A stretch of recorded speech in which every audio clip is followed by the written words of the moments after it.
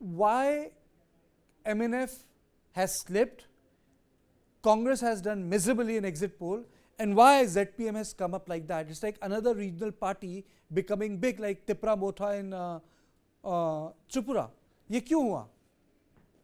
Yeah, I think the main reason would be the economy of Mizoram. The economy has really come down in the past recent years. So the youth, especially the youth, has been a little a little unhappy with the ruling MNF, and the economy has become a shambles, and it is a very poor state like Mizoram. And what the general public in Mizoram says is that they wanted to give a new party a chance and see if they can bring some change, especially in the economy and employment, basically the youth issues. I think that is what Zoram the Thanga, ZPM is riding Ningut, very high on Zoram that. Thanga Yeah. played a very populist position. He took the side of the the cookie issue. It Yes. just didn't work. Why? Yeah. He's a very popular chief minister, and he has enjoyed a very, what do we say? He's a good leader, of course, especially for Manipur. His brothers and kins in Manipur, they have really looked up towards him. And he also had played a very good leadership role for the neighboring states and for the refugees from Myanmar, etc. Yeah, but the thing is that those in Mizoram, they wanted to see that because of all this refugee influx, the displaced population from Manipur, for example, the Mizoram is not a very developed or a very rich, economically rich state. So it has really suffered in the economy of the Mizoram. So maybe that could be one main reason. But why is ZPM? Why is ZPM? I mean, say why has it in exit polls? It's more than Congress party. It's more than MNF. Yeah, the ZPM has emerged as an alternative because they successfully campaign in terms of economy, in terms of unemployment. So the youth, they think that maybe a new party, like for example, they have seen the Congress, they have seen the MNF, so maybe they wanted to see some new party coming up. Okay, new party coming. Vijay, this is very Yeah. surprising. The reason why I started with this smallest state is because this is one area wherever a regional party comes up, Congress loses its space. It never loses space when it fights BJP. If there's a regional party, it eats into Congress. Now there are two regional parties, MNF and ZPM.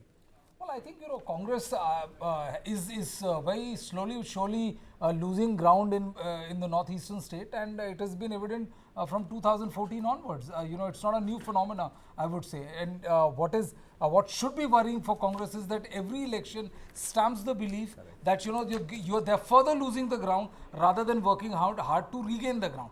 I think perhaps maybe the party leaders are busy campaigning in the big state, or they think that northeast is not that particular area where you go full blitzkrieg on. But if they don't change the course of the game and don't up the ante, I think in 2024 there will be no Congress in practically all of northeast, and that'll be a very very sad situation for the Congress I know party. that's very problematic because Rahul Gandhi did a lot of good campaign in Mizoram. I think the position that was taken was right, but then for a party to come up like this is something which they should be concerned about. But let me go across straight away to Bhanu. Am I audible to you, Bhanu? Yes, you are. Okay. Bhanu, in Telangana, keeping everything aside, there is one person I want to talk about, Revanth Reddy. Revanth Reddy wouldn't have survived 2 days in Congress if Rahul wouldn't have been supporting him. So has he really created a space for himself? Has that man arrived in Telangana politics, boss? I would not think so. I think still he's the first among equals. In fact, like there was in the middle of the campaign, there was a talk about who's going to be the chief minister of Telangana if Congress comes to power. And even Revanth himself was like projecting another name, Sitaka's name. So I think there are many contenders for chief minister, and Revanth is the first among equals. And I think he has done a fairly good job, but I don't think he's like the dominant face of the Congress in Telangana yet. So who's the dominant face, Bhanu? there is no dominant face. I think like there are many players. And I think like if the next CM, if at all Congress comes to power, he or she will be the most dominant face. I think the Congress's campaign is more about like running a disciplined campaign rather than like projecting any fix. So the guy who says he doesn't want to be the chief minister, if he's very powerful, I think then he will be the chief minister. But then Congress this time, because that's a smart way of going around, जिसका नाम पहले declare होता है वो पहले cut जाता है, so he doesn't run the race. So I think Mr. Revant Reddy is being very smart, cautious, both at the same time.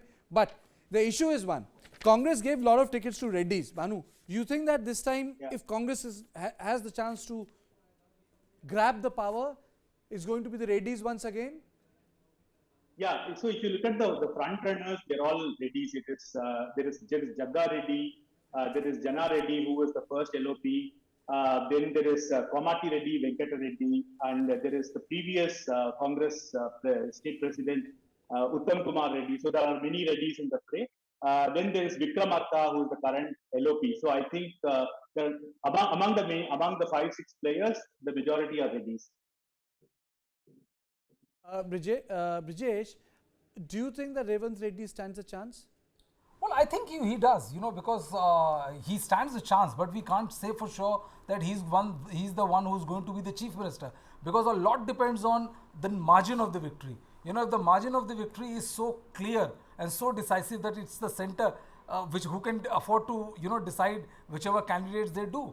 But if the margin of the victory is less, I mean, if they are able to barely scrape through, then I think a lot of permutation and combination will come up, and that will be the ultimate deciding factor as to who becomes the chief minister of Telangana. Is there any other factor? Is there a Muslim factor? Is there a factor, boss? No, I think when we say that either there's a numero uno, like you ran a campaign in Chhattisgarh where Bhupesh Baghel is there, or in Madhya Pradesh where for sure that it's Kamal Nath.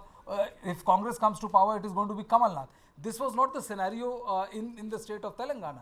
And yes, Revant Reddy did a very good job. I completely agree with Bhanu, and he emerged as one of the top leaders. But the reality is that we'll have to wait and watch as to what is the number which the Congress party polls before they can actually go ahead and decide